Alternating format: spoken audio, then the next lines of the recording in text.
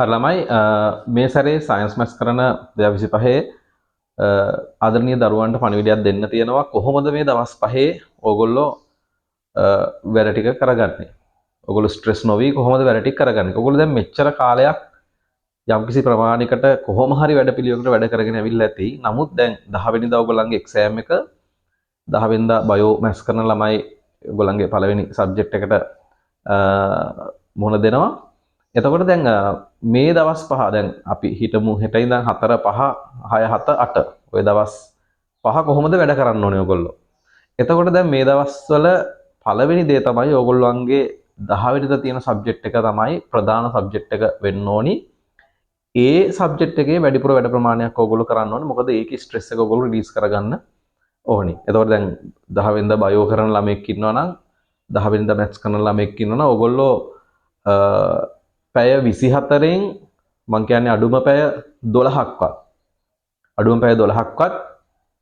නැත්නම් අඩුම පැය අපි 14ක් කියමු 14ක්වත් ඔයා මේ සබ්ජෙක්ට් එකට ඔයා සූදානම් වෙනවා. ඔයාගේ තියරි බලනවා, ඔයා කරපු ප්‍රශ්න පත්‍ර නැවත බලනවා, අඩුපාඩු තියෙන තැන් හදා ගන්නවා වගේ. මං කියන්නේ ඒ සබ්ජෙක්ට් එක ගැන නෙවෙයි. දැන් මගේ ප්‍රධාන සබ්ජෙක්ට් එක කෙමිස්ට්‍රි. මං කෙමිස්ට්‍රි වල කොහොමද මොකක්ද ඔයගොල්ලෝ කරන්නේ? එතකොට දැන් බයෝ සහ මැත්ස් සබ්ජෙක්ට් එකට ඔයගොල්ලෝ පළවෙනියෙන්ම මූලිකත්වය දෙනවා. අපි පැය 24න් පැය 12කට නැත්නම් 14ක් වගේ කාලයක් දෙනවා. ඉතුරු සබ්ජෙක්ට් දෙකට ඉතුරු දෙක බැලන්ස් කරලා ඔයගොල්ලෝ දීලා ඒක පවත්වාගෙන යනවා. නැත්නම් අර සබ්ජෙක්ට් එක කරන ගමන් කරනකොට මේ සබ්ජෙක්ට් එක ඔයගොල්ලන්ට අමතක වෙනවා. ඔයගොල්ලන්ට විතරක් නෙවෙයි හැමෝටම වෙන ස්වභාවය සියල්ල අමතක වෙනවා ඒක. ඒ කියන්නේ අපි ඒක අධ්‍යයනය කරේ නැත්නම් ඒක බැලුවේ නැත්නම් ඒක අපිට අපෙන් ගිලිහෙනවා. ඒක මේ දවස්වල කොහොමටත් වෙන වැඩක්. මොකද ඔයගොල්ලෝ ස්ට්‍රෙස් පිට ඉන්නේ. ඔයගොල්ලන්ට අර එක සබ්ජෙක්ට් එකක් දිහා බලනකොට අනිත් එක ගිලිහෙන්න තියෙන chance එකත් වැඩි. ඒ හින්දා ඔයගොල්ලෝ කරන්න ඕනේ පළවෙනි දේ තමයි ටයිම් පීරියඩ් එක හදාගන්න. මම පැය මෙච්චරක් ඒ කියන්නේ වැඩි කාලයක් මම බයෝ සහ මැත්ස් වලට දෙනවා. මට අනිත් සබ්ජෙක්ට් දෙකට දෙන්න පුළුවන් මෙන්න මේ ටයිම් එක. හරිද? එතකොට එන්න හිම තමයි අපි හිතමුකෝ ෆිසික්ස් කරන සහ කෙමිස්ට්‍රි කරනවා නම් එහෙනම් ෆිසික්ස් වලට ඔයගොල්ලෝ දෙනවා පැය 3ක්, කෙමිස්ට්‍රි වලට දෙනවා පැය 3ක්, ඇග්‍රි කරනවා ඇග්‍රි වලට දෙනවා පැය 3ක්, කෙමිස්ට්‍රි වලට දෙනවා පැය 3ක්. එතකොට එහෙම 3යි 6යි අතනින් පැය 12යි 18යි ඔයගොල්ලන්ට නිදා ගන්නයි කන්න බොන්නයි පැය 6යි. එහෙම අපි හිතමුකෝ එහෙම තියනවා කියලා. එතකොට අපි සබ්ජෙක්ට් 3ට බෙදුවා මේක. එකකින් පැය 12ක් දුන්න අපේ ප්‍රධාන සබ්ජෙක්ට් එකට. දැන් 10 වෙනිදා තියෙන එකට ඉතුරු දෙකට පැය 3 3 වගේ සූදානම් කරලා මොකද. එතකොට අපි දැන් පාන්දර නැගිටිනවා. අපි හිතමු පාන්දර 5ට නැගිට්ටා. ඔයගොල්ලෝ පැය 4ක් නිදා ගන්න. ඔයගොල්ලෝ පාන්දර 5ට නැගිටින නම් පැය 3ක් නිදා ගන්න. ඔයගොල්ලෝ පාන්දර 5ට නැගිට්ටා. 5 ඉඳන් ඔයගොල්ලෝ එහෙනම් පැය 3ක් කෙමිස්ට්‍රි, ඊට පස්සේ නාලා කාලා ඉරිගලා, ඊට පස්සේ ආයෙත් පැය 3ක් ෆිසික්ස්, ඊට පස්සේ ඉතුරු පැය ටික ඔයගොල්ලෝ ඔයගලගේ ප්‍රධාන සබ්ජෙක්ට් එක.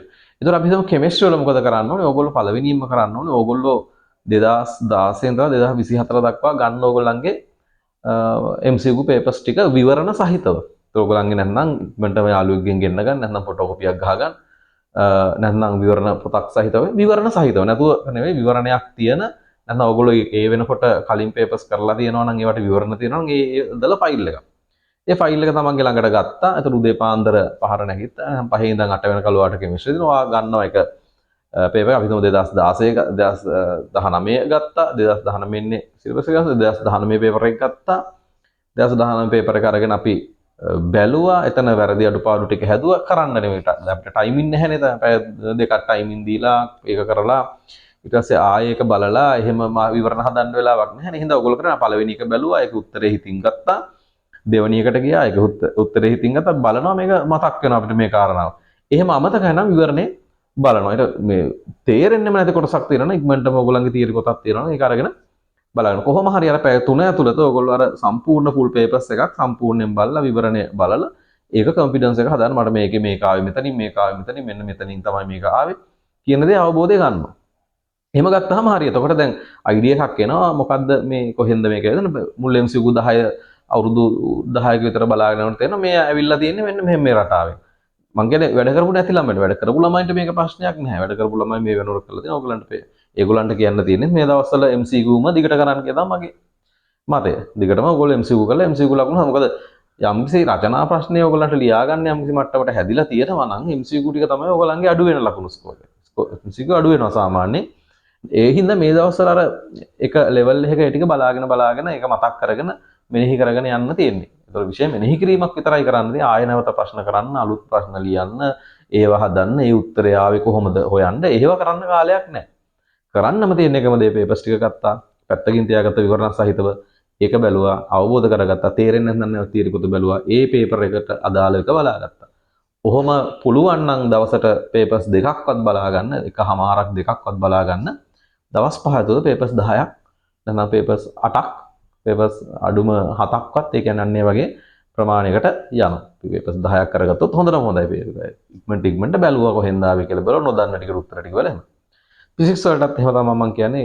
ඒක මට අදාළ සබ්ජෙක්ට් එකක් නෙවෙයි. නමුත් ඉතින් ෆිසික්ස් වල උනත් කරන්න කියන්න තියෙන්නේ අපිට ඒක නැවත ඒක බලන්න කියලා තමයි. ඒ කියන්නේ ගත් පේපර්ස් අවුරුදු 10 කට තරම් ඒ ඇවිල්ලා තියෙන රටාවල් ටික බැලුවා, ප්‍රතික්‍රියා ටික කියන්නේ සූත්‍ර ටික මතක් කරගත්තා. ඒ වගේ දේවල් ටික බලාගෙන ඒකත් කොන්ෆිඩන්ස් එක හදාගන්න. ඊටසේ දැන් පැය 6 එතකොට හරිය තමන්ගේ උදේවරුව තුල තමන්ගේ ප්‍රධාන සබ්ජෙක්ට් දෙකේ වැඩ, ඒ කියන්නේ අතපසු වෙන සබ්ජෙක්ට් දෙකේ වැඩ ටික ඉවර වෙනවා. ඊට පස්සේ දිගටම ෆුල් ටයිම් එකේම 10 වෙනිදා තියෙන පේපර්ස් එකට ඕගොල්ලෝ රෙඩි වෙනවා. එතකොට බයෝ නම් බයෝ, මැත්ස් නම් මැත්ස් ඒක කරන්න ප්‍රශ්න වල. එතකොට ඕගොල්ලන්ගේ කොන්ෆිඩන්ස් එකක් ඇති වෙනවා. මෙහෙම එතකොට අර සබ්ජෙක්ට් එක බය නැති වෙලා මේකත් අපි කන්ටිනියු කරගෙන යනවා. ඕක තමයි දිගටම කරන්න තියෙන්නේ. ඊට පස්සේ පළවෙනි සබ්ජෙක්ට් එක ඉවර කරගන්න ඕනේ. ඒ සබ්ජෙක්ට් එක ඉවර කරගත්තාට පස්සේ දෙවන සබ්ජෙක්ට් එකට එතකොට ආය කිසිම දෙයක් බලන්න නැහැ. ආය මැත්ස් බලන්න නැහැ, කෙමිස්ට්‍රි බලන්න නැහැ. තනිකර ෆිසික්ස්ම බලාගෙන යන්න තියෙන්නේ. කෙමිස්ට්‍රි එන දවසට ආය නැවත සැරයක් අර පේපර්ස් ටික අරගෙන, ව්‍යුහගත රචනා ටික අරගෙන දැන් MCQ නේ පළවෙනි සබ්ජෙක්ට් එක. අර වගේම අවුරුදු 10ක විතර පාස් පේපර් ටික නැවත බලලා ඕනනම් එක ප්‍රශ්න පත්‍රයක් ටයිමින් තියලා කරගන්නවා.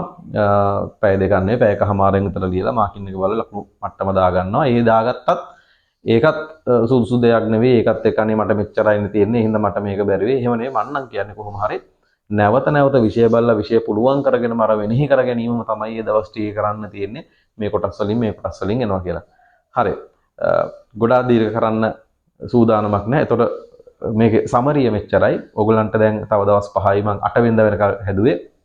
9 10 9 එතකොට ෆුල් ටයිම් කරන්න ඕනි. බයෝ නම් බයෝ, මැත්ස් නම් ආය මේ වගේ කරන්න දෙයක් නැහැ. අපි තුමු 1 ඉඳන් 3 ඉඳන් 4 5 6 7 8 ඔය 4 5 6 7 8 දවස් 5යි. ඔය දවස් 5 තුල තියෙන්නේ ගත්ත පේපර්ස් ටික විවරණ සහිතව පැත්තකින් තියාගත්තා. බයෝ මැත්ස් පාදම් කරන විදිහට ඕගොල්ලෝ ඒක කන්ටිනියු කරගෙන ඒ ටික බලාගෙන ඒව හදාගෙන තියරි බලාගෙන ඒ ටික කරගෙන යන්න. අර වය MCQ පේපර්ස්ම කරන්න. ව්‍යුහගත රචනා ඕනේ නැහැ. MCQ පේපර්ස්ම කරන්න. ඒ කරනකොට කෙමිස්ට්‍රි වල විශේෂයෙන්ම එතකොට ද්‍රවීයතාව, ද්‍රවණශීලීතාවය, පරමාණුක අර, විද්‍යුරිනතාව, වර්ණාවලි, අයනීකරණ ශක්ති, අණු වල හැඩ, මුහුම් කරන, ඒ කියන්නේ අර මුල් වලින් එන ඊට පස්සේ ඉලෙක්ට්‍රෝන, ප්‍රෝටෝන, නියුට්‍රෝන හොයා ගැනීම, හුන්ස් නියම, අහුභාව මූලධර්මය, ක්වොන්ටම් වල තියරි ටික, ඒව ටික නැවත අර ප්‍රශ්න කරන ගමන් මේක ආවේ මෙහෙම ඒව ටික බලාගෙන යන මුල් MCQ එහෙම ස්කෝර් කරන්න පුළුවන්. එතකොට ඒවා ටික හොඳට බලාගෙන යනකොට අන්තිම MCQ 20 ඊළඟට ප්‍රැක්ටිස් කරන්න. ඒවා නැවත බලලා තියරි එක කර්මාන්ත ටික නැවත බලන ගමන් ඒ ටික පුළුවන් කර ගන්න. හරි පුතේ, ජය වේවා. හැමෝටම සුබපතනවා. හොඳට එක්සෑම් එක ලියන්න පුළුවන්. මේ දවස්වල හොඳම දේ තමයි ඔය කිව්වේ. ඒ ටික එහෙම කරනකොට ඕගොල්ලන් ඉන්නේ ලකුණු මට්ටම S නම් SC, C නම් B, B නම් A එහෙම ස්කෝර් වැඩි කරගන්න පුළුවන්. අපි බලාගෙන යන එකම අවුත් දෙයනේ කියලා. ඒ වයින් කොන්ෆිඩන්ස් පිට ලියලා දාලා එන්න පුළුවන්. හරි. හැමෝටම ජය වේවා. මම සුබපතනවා හැමෝටම හොඳ උසස් ප්‍රතිඵලයක් ගන්න කියලා.